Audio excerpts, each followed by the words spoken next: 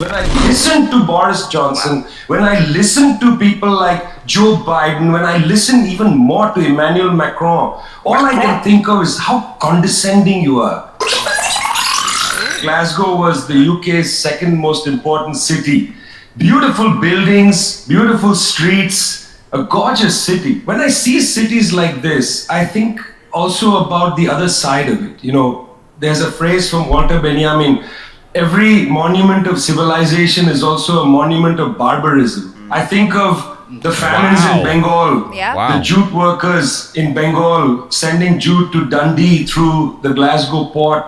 I think of human beings from Africa enslaved and brought from Ghana to the New World, and all those prophets getting sucked into cities like London and Glasgow. You know, between 1765 and 1938, the British Isles stole $45 trillion pounds from India, 45 trillion sterling from India. We never got paid for that. When the British left India, when we threw the British out, our literacy rate was 13%. So much for several hundred years of so-called civilization. Meanwhile, our landscapes were destroyed. You know, coal was foisted on India.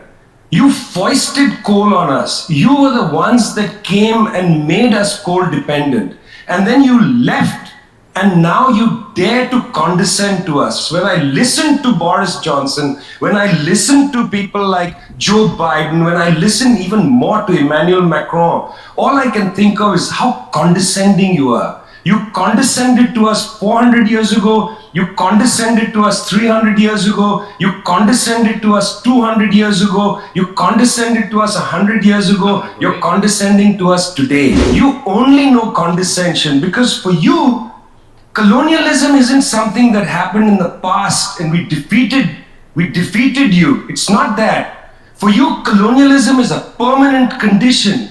And that permanent condition happens in two ways. There's the permanent condition of the colonial mentality.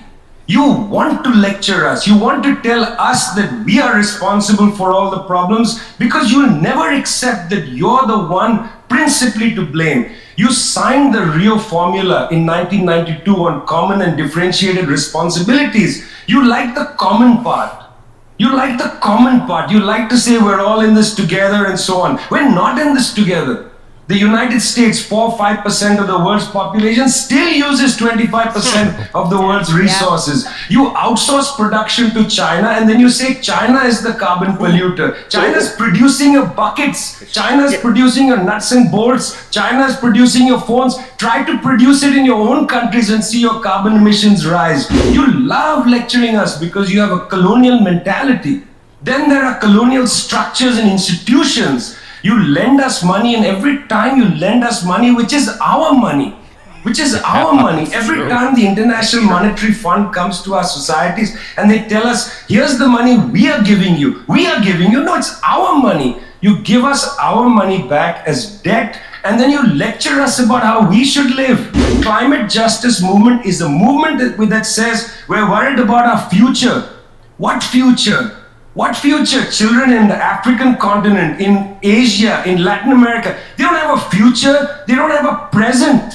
They're not worried about the future, they're worried about their present. Your slogan is, we're worried about the future. What future?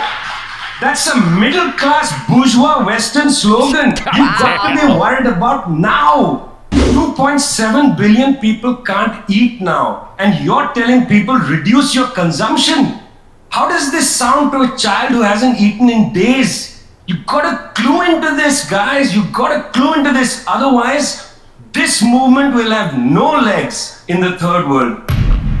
Damn. That was epic. I mean, obviously that was a compilation of highlights, right? Yeah. From his